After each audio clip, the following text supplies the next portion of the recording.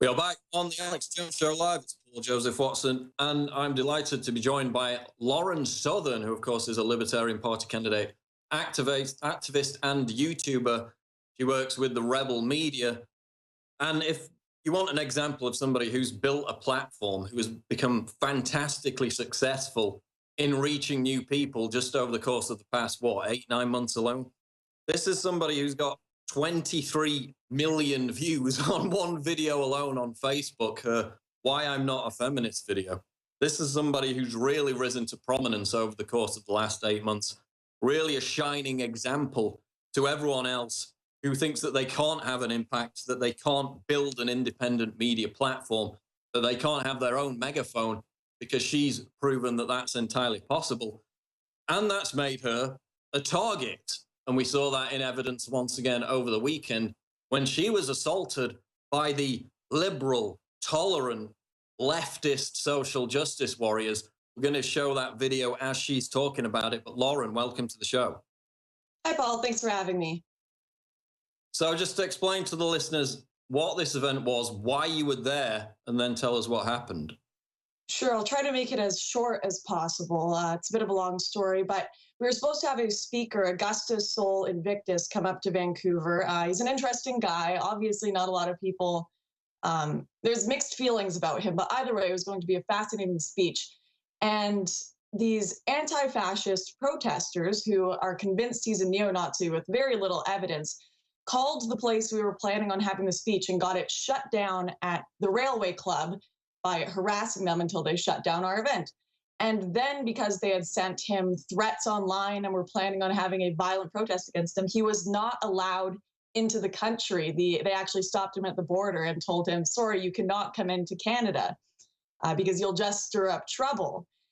And so we ended up just having a drinking night downtown, and all of these anti-fascist protesters had still shown up to around the area that we were in, wearing balaclavas, masks covering their faces, all wearing black. And we kind of got into an argument with them about free speech. Like, why would you guys not support free speech? So, and I saw one of the girls I knew from the Slut Walk who had created a petition about me, lying about me, saying that, sent it to my employer, sent it to my party, trying to get me fired. And I got into a discussion with her.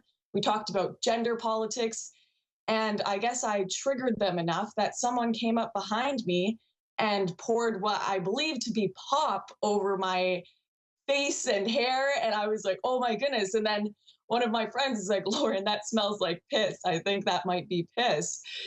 Plus, these people had said they were planning on... We can see the video now, that they're playing the video.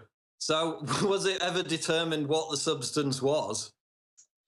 Well, I mean, honestly, I couldn't smell it that well, but the two guys I was with, I was like, guys, please tell me this is pop. Please tell me it's pop. And they're like, Lauren, I can smell it. I'm pretty confident it's piss. So I'd say plus they had said on the page they were going to bring urine. I still would like to keep my hopefulness that it is just pop, but it's very likely that it was urine. The hate crime that you committed was you were just calmly having a debate with these people. You said there were only two genders. That was the vitriolic hate speech that triggered this individual, which, I mean, we couldn't even tell who it was at first because they all had their faces covered, of course, these anti-fascists who exhibit all the characteristics of fascists. They violently assault people with whom they disagree. So did you ever find out who actually poured this substance over your head?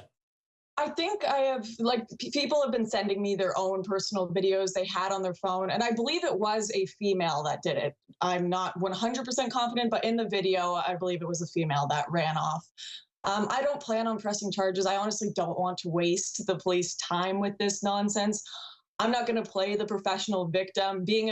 Choosing to be a victim after the fact of being harassed or something and acting like a victim is a choice. All I had to do was take a shower. I've been getting terrible tweets from people saying I deserved it, saying you look like a drowned rat, get cancer, but I can ignore those as well. I don't have to be a professional victim about this. I'm just exposing the regressive left. And it's amazing to see these people who are supposedly protesting fascism showing up with their faces hidden, assaulting people and shutting down free speech.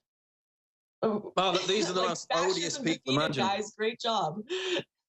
Yeah, yeah. I mean, I've been at protests with these kind of individuals. You know, they're mostly whiny, privileged teenagers. They claim to represent minorities and poor people. At the end of the protest, you know, their parents come and pick them up in their top of the range Mercedes. They're complete hypocrites. But I wanted to ask you about, you know, how did the white knight male feminists on Twitter react to a woman getting assaulted for her opinion? They must have leapt to your defense, right? Well, oh yeah, definitely. No, I've been getting, I honestly, I thought I would get at least a few people with the little feminist and pronouns in their profile saying like this is wrong. But every single person that has said, good, I'm happy this happened, you deserved it, has had feminist or their pronouns in their profile and been a complete social justice warrior. It's fascinating. And for some of them, I'm honestly a little impressed because I'm like, wow, you do have the cognitive you do have the cognitive abilities to question what a woman is saying. You do have the cognitive abilities to say, I need proof. I'm going to call you a liar until I have proof. So, and I don't necessarily agree with calling someone a liar until they show you proof, but it's like, why can't you apply this to everyone and be skeptical of everyone's stories until you're given proof? Why just the people you disagree with? Why just the people you disagree with are you saying you're making this up for attention? It's just phenomenal to see that. Yo, yeah, they're now actually accusing you of just fabricating the whole incident. But I mean, Right, if this had happened to one of them, right, we have them whining every single day about mean tweets. Meanwhile, they're physically blocking people at Ben Shapiro lectures. They're giving out bomb threats to Gamergate meetups. But if somebody on our side, the libertarian side, or whatever you want to call it, did the same thing to them, they would whine about it for weeks, you know, about how it was a dangerous indication, about how they're being violently oppressed and how it was violent intimidation. They do this kind of thing routinely and they get away with it because, as you said, you're not going to press charges. The police have got better things to do. Do you think at some point we have to push back just to send the message that this isn't acceptable? I'd like to think we can win by just being, in fact, I think we are winning people over by just showing we're more reasonable. I'm seeing people in the comments section saying, this is why I'm no longer an SJW regressive liberal, because their actions have proved who they are. So go ahead, liberals or regressive left, keep pulling fire alarms, keep throwing drinks, please no acid attacks, just drinks and or even urine on people, because you are exposing yourselves for the hateful people that you are when you do this. And if you keep showing the rest of the world this, I really hope they will follow suit in challenging your regressive tactics. And yeah, Now, just you know, as a straight white cisgendered male, God forbid, I would expect to get more hate than you, right? But from everything I've seen, you get 10 times the amount of hate as anyone. Even like the most prominent, you know, anti-SJWs, the men, you get the hate, and it's mostly from feminist women, right? So we have this thing about, you know, feminists demanding that we have this pretense of equality when it comes to diversity of opinion. Yet when you express your diversity of opinion, they come down on you hard. Have you noticed that you get more heat from women than men who they would deride as sexist and misogynist? yeah, well, I'm a gender traitor, right? So it's it only makes sense. I'm supposed to agree with them naturally. And you know what's hilarious is whenever I disagree with them, I always get the, I bet you've never been raped. That's why you disagree with us. Like, they assume there must be something wrong with her. She's a woman. She has to agree with us. Oh, she wasn't raped. And like, it's unreal the excuses they come up with for me not agreeing with them. I mean, I have my own ability to think on my own. Women in general have their own ability to make their own decisions. You just don't want them to. You want them to all fall in line. And it's amazing that hashtag believe women does not apply to me. It does not apply to women who are on the wrong side of politics. And of course, I mean, you have, if you take their definition of rape, which is, you know, basically just any kind of vocal sexual advance whatsoever, then everybody's been raped, I guess. Yeah. But there was a comment which I wanted to focus on. This was a comment left in response to this incident, and we can roll this video again of you being assaulted with the urine or whatever it was. This is how one of these leftists responded. Quote, unfortunate she wasn't killed. if you can't convince a fascist, acquaint their head with the pavement. So that's a supposed anti-fascist advocating that we cave a 20-year-old woman's head in because she disagrees with their opinion. Now, correct me if I'm wrong, but who's the fascist here? Right. I don't think these people know what libertarianism is. These people are desperate to find racism, Nazism in everything. They are going to libertarian events, just hoping that there is something they can be offended by. And it's fascinating, all the comments, like even just, you can't really hear them in the video that's there, but I have a recording that you might be able to hear them on my phone, where people are saying, oh, I hope that washed the scum off you, giving me the middle finger. All the feminist chicks were laughing at me after I was assaulted. It's like, that's a very feminist reaction. On Twitter, lots of people saying, I deserved it. And you're right, the comments saying she should have been killed. I mean, yeah, I should be pulling an Anita Sarkeesian right now. I should start my Patreon and start getting victim bucks. You should go to the United Nations and do a speech immediately. Right. But another thing I wanted to talk about was, I mentioned your video on Facebook, which 23 million views on this one video on Facebook. I mean, I got some heat for the Islam video, and I think this is where it's coming from. You've been censored on Facebook repeatedly over the past few weeks. You've been suspended for basically milquetoast, mild comments, jokes. Explain to people what's happening with the Facebook censorship. Right. I thought Twitter was getting bad with the shadow banning, but Facebook is just straight out banning people, suspending their accounts. I just had mine suspended for 3 days, unable to post because I posted a joke about feminism. It was quite clearly a joke that did not violate any of Facebook's standards. And it was posted around 2-3 months ago as well. So they're looking through my feed to find things to ban me for. Someone was just banned last week for saying that someone on FemFreak was using an ad hominem attack. We are getting banned for pointing out fallacies, for just questioning leftist ideology. It is amazing how little they care to even hide the fact that they are just banning people for their views. And I believe you sent me this morning a post that was from a guy who was making anti-white speech. It was racist against whites. And he said, I have friends at Facebook, so my week-long ban only lasted for 5 hours. If you don't think there's something going on here, if you don't think there's preference politically with these bans on Facebook, you are dead wrong, dead wrong. And no, I mean, this is the case.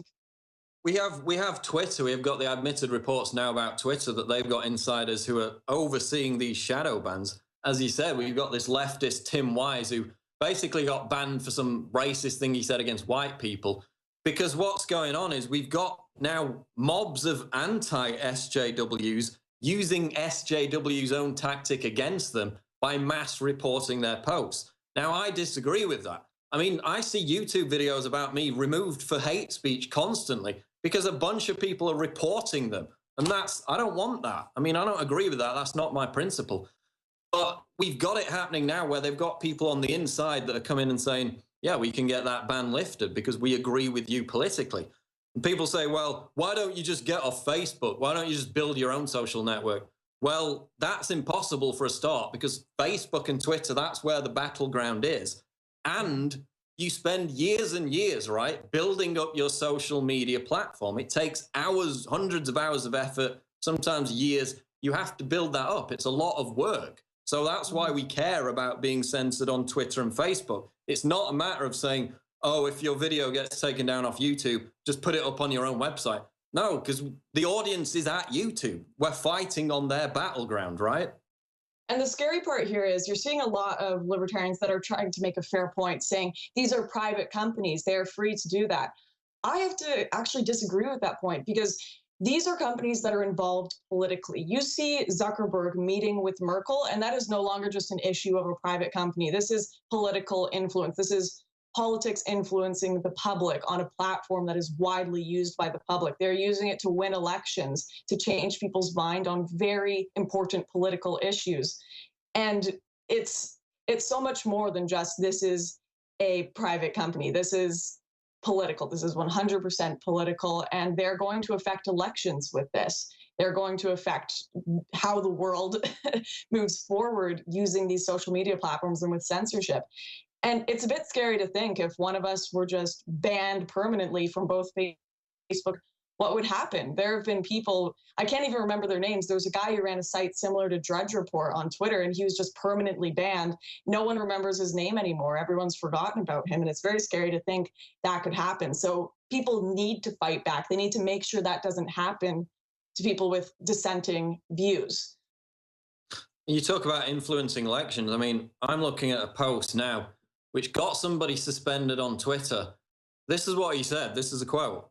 Trump never said all Mexicans. He specifically talked about illegal immigrants. Last time I checked, Islam is not a race. And if you are so worried about Nazi ideology, worry about Bernie Sanders, who is a socialist, as Hitler and the Nazi Party were.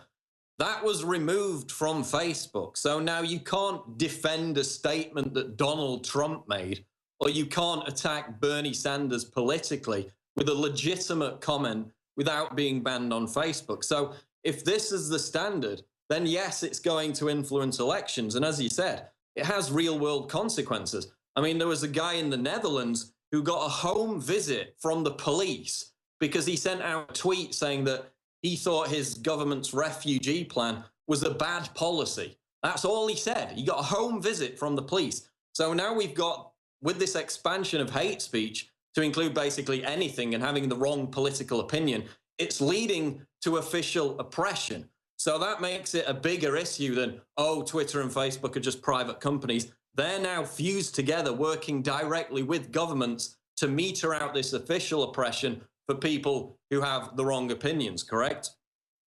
Right. And it's hilarious to see, like, when Milo went to the White House press meeting and said, are you guys going to do something about this? They suddenly pull out the conservative, oh, it's a private company argument that they would never use in any other case. They would condemn the companies. I can't remember what it was, something Chick-fil-A. They would condemn something like Chick-fil-A that was anti-gay in 2008. But suddenly it's a private company when it comes to censorship against conservatives.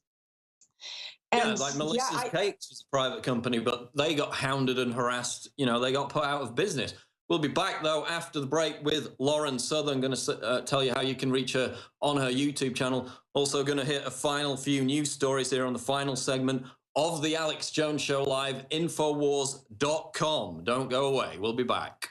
So Lauren Southern assaulted by balaclava-wearing fascists who call themselves anti-fascists, but daring to have a different opinion. Her opinion was to say there were only two genders. And for that hate crime, she got urine dumped over her head from the tolerant, loving liberals. Lauren, just final comments on this. Tell us where it's going. You said you're not going to press charges. Is this the end of the matter as far as you're concerned? Tell us your future plans coming up and how people can find you on YouTube and Twitter. For sure. No, I'm not going to press charges just because I don't want to waste police time. If anything happens similar to that, that's worse, I probably will, obviously. But I don't want to be a professional victim. I just want to clarify to people that you may be victimized in some way, but acting like a victim is a choice. You don't have to act like a victim after the fact. You can laugh it off. You have to find the humor in these things and in life in general. And I wish feminists could do that as well. We'd get along a lot better if they did. And we might upload more footage to the Rebel Media. If you want to see more of my stuff, please check out therebel.media. You can find me on Twitter at Lauren_Southern or my YouTube channel, which you can just search my name, Lauren Southern. Okay, Lauren, thanks for joining us. Thanks for having me. There goes Lauren Southern. Be sure to check out her on YouTube and Twitter. Again, she's the target of most of this hate and harassment, while social justice warriors whine about being harassed because somebody disagrees with them on Twitter, like Gregory Allen Elliott, who was dragged through court for 2 years and basically had his life ruined because he disagreed with a feminist. She's taking the heat right now because she's got viral videos out there in which she dares to disagree with their opinion, which, according to them, is a form of violence. They feel violently threatened if you disagree with them politically and respond by violently assaulting people, because they're not hypocrites at all, of course not. And on that subject, of course, we had the death of Nancy Reagan over the weekend, Ronald Reagan's wife, former First Lady. Compare the vitriol spewed by leftists after her death, to the kind of stuff that they whine about when it comes from conservatives. This is out of alanbus.com. Within 30 minutes, look what liberals were posting about Nancy Reagan's death. So basically, Breitbart collected this sample of tweets in the immediate aftermath. There was no time to relent after it was announced that Nancy Reagan had died. I can't even read out these tweets because they're so vitriolic and profane. One of them says, I told my pops that Nancy Reagan died today, and he said, let the good times roll. Here's another one. Nancy Reagan dies at 94. Who gives an F? Mike Brown died at 18. Yes, Mike Brown, the criminal who tried to grab Officer Darren Wilson's gun and then charged at him and was shot dead. That's the equivalency they're making. Here's another one. A moment of silence, please. Okay, that's enough. F Nancy Reagan. Here's another one. Yes, so happy Nancy Reagan died. Mad it took so long. It goes on and on and on. So after every single, anyone basically linked with being a conservative dies, the vitriol, the hate, the profanity is spewed on Twitter in the immediate aftermath. This is because these people have no class whatsoever. They're violent, they're intolerant, they harass people while complaining about being harassed. Classic victim mentality. They're cry bullies. We see it over and over again. And yet over on Facebook, somebody who dares to defend a Donald Trump statement or question Bernie Sanders is immediately censored. Lauren Southern's been censored. She's only just getting back on Facebook today for making a joke or simply retweeting, reposting somebody who made a joke about feminism. And this is important because it has real-world consequences. We're going to be back in the next segment. I'll be here for the next short segment on the Alex Jones Show Live. That's going to wrap it up for the initial 3-hour broadcast InfoWars Nightly News tonight. Thanks for joining us, Infowars.com.